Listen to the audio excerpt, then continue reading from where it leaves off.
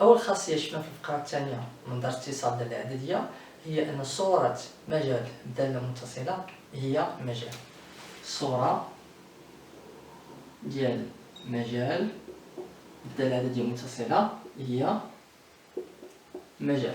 ولا بقيتو عاقلين كنت قلت بانه الداله المتصله ما تحددش لينا الشكل ديال المجال. بمعنى الا حسبنا مثلا الصوره ديال المجال ا بي بهذا الشكل، نقدروا نلقاو واحد المجال الفا بيتا عنده نفس الشكل، يعني مفتوح مغلوق مفتوح مغلوق، اولا تعطينا مجال مفتوح، اولا تعطينا قطعه الفا بيتا، اولا تقدر تعطينا المجال الفا بيتا مغلوق مفتوح.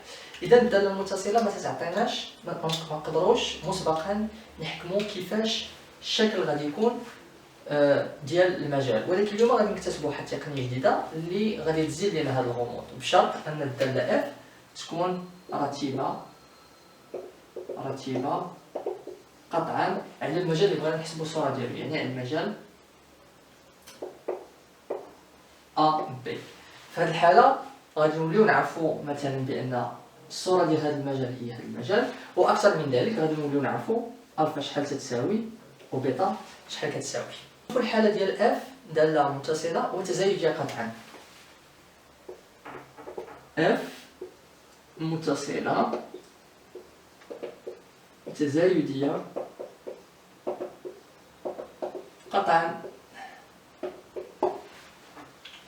اذا الهدف ديال هذه الفقره هو اننا نحددوا الصور ديال المجالات اي اللي غادي تكون نبداو بالقطعه ا بي، ثم ناخذ مثلا ا بي بهذا الشكل، ثم مجال مفتوح ا بي، ثم ا و بي مغلوق من هنا، وغادي نحددوا الصوره ديالو ونعرفوها الشكل ديالها كي داير. غادي نستعمل المبيان باش نسهل عليكم التذكر ديال النتائج اللي غادي نوصلوا لها. غناخذ هذا المبيان، ناخذ الداله افيه هذه، ناخذ نقطتين ا و بي هما هادو، هذه اف دو ا، هذه اف دو بي. الحاله الاولى سهله، الا كانت القطعه ا بي الصوره ديالها تكون هي القطعه ا بي اف دو ا اف دو بي، قطعه الصوره ديالها قطعه. هذه الخاصيه الاولى في الدرس. ندوزو لهاد الحاله، يعني بي ما دخلش في المجال، بي ما دخلاش في المجال. هنا ما غادي ندير والو، بي ما دخلش في هذا المجال ولكن ا داخله في هذا المجال. اذا هنا غادي تكون اف دو ا مغلوقه، وغادي نحددوا شنو غادي يكون هنايا.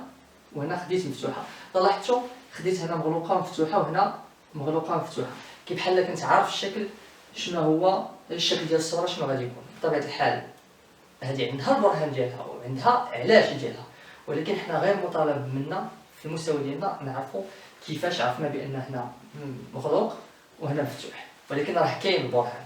الان غادي نكتفي فقط بالنتائج. لاحظوا معايا هذه كيفاش غادي نحددها. باش نحدد الصوره ديال المجال هنا، باش نحدد شنو غادي يوقع هنا، شنو غادي تكون الصوره ديال هاد النقط، غادي ناخذ جوار النقطه بي. ناخذ جوار النقطه بي، ها هو جوار النقطه بي. كل ما اكس قرب من بي كل ما الصوره ديال اكس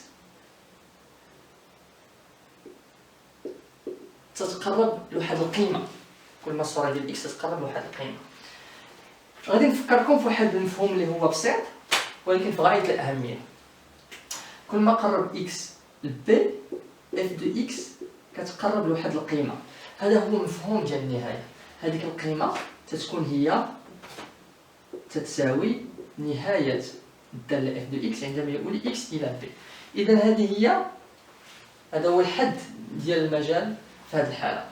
اذا هذا هيكون هو النهايه عندما يؤول اكس الى بي و اكس صغر من بي، اكس صغر من بي ديال اف دو اكس. بنفس الطريقه غادي يمكن لينا نحددو الصوره ديال المجال ا بي، تكون هي النهايه قادها مزيان. النهاية عندما يؤول إكس إلى أ و إكس كبر من أ، إكس إلى أ و إكس كبر من أ ديال إف دو إكس. هنايا مفتوح، قلت لكم مغاديش نقول علاش مفتوح ولكن عندها البرهان ديالها. هنا إكس يؤول إلى بي و إكس صغر من بي ديال إف دو إكس، وهنا كذلك المجال مفتوح. نفس الطريقة النهاية عندما يؤول إكس إلى أ و إكس كبر من أ ديال إف دو إكس، وهنا بي داخلة، إذا هنا إف دو بي. الحالة الثانية هي حالة دالة تناقصية. الدالة التناقصية رسمت لها واحد المنحنى كي بحال هكا، وغادي نبداو بالمجال أ بي. هنا في الحالة ديال الدالة التناقصية لاحظوا واحد الحاجة، عندنا هنا أ بي أصغر من بي، ولكن الصورة ديال المجال أ بي هي إف دو بي إف دو أ، لأن الدالة تناقصية. إذا النتيجة اللي غنعطيكم دابا هي كالتالي. هنا تكون نهاية ليميت عندما يؤول إكس إلى بي و إكس صغر من بي ديال إف دو إكس، وهنا إف ل أ وداخلها. هنايا ليميت عندما يؤول إكس إلى بي و إكس صغر من بي ديال إف ل إكس، المجال مفتوح. وهنا الليميت عندما يؤول إكس إلى أ و إكس كبر من أ ديال إف دو إكس، والمجال كذلك مفتوح. هنا خصني نسد المجال من هنا. إذا الليميت هنا ماشي الليميت، هنا إف دو بي داخلة،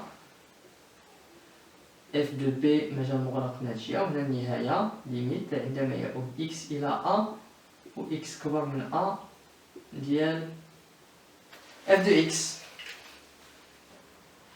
ملي تكون عندنا دالة متصلة ورتيبة قطعا على واحد المجال إي، تيمكننا نحصلوا على واحد النتيجة مرتبطة بمبرهنات القيم الوسطية.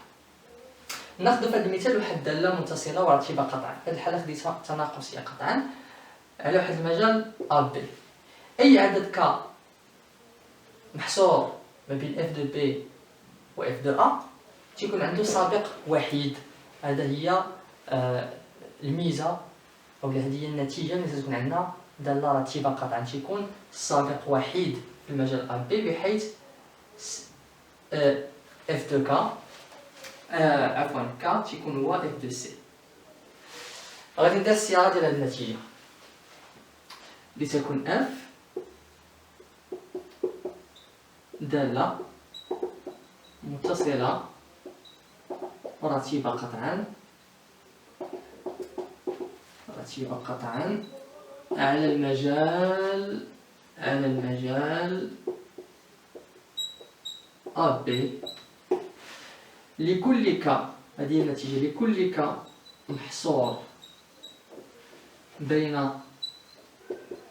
إف دو بي و إف دو أ و إف دو بي، إف دو أ و إف دو بي،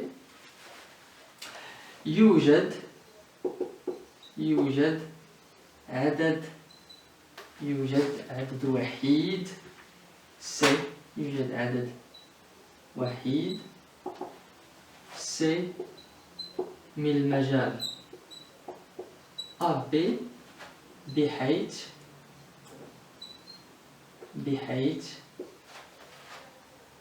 هذاك إف دو سي تتساوي لنا العدد ك.